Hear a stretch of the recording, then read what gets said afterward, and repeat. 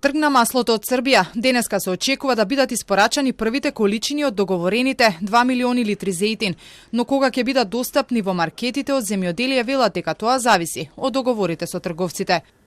Одлуката за тргање на забраната за увоз на масло за јадење е објавена во службен весник на Република Србија. Динамиката за тоа како ќе тече увозот на маслото и дистрибуцијата до маркетите зависи од договорите на компаниите.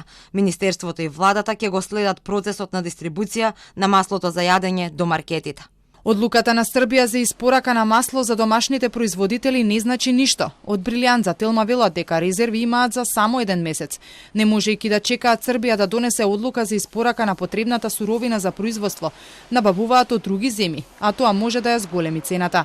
Ние имаме договори за сурово масло меѓу 4 и 5.000 тони, за кои што се не може да донесеме ни 1 литро од тоа.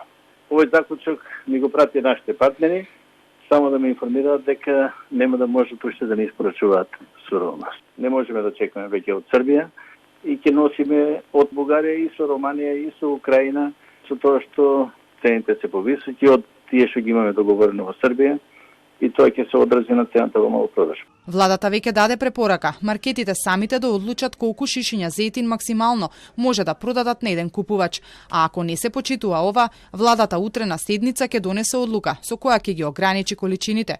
Ваквата препорака дојде од како било регистрирано дека некои граѓани купувале цели пакети зејтин.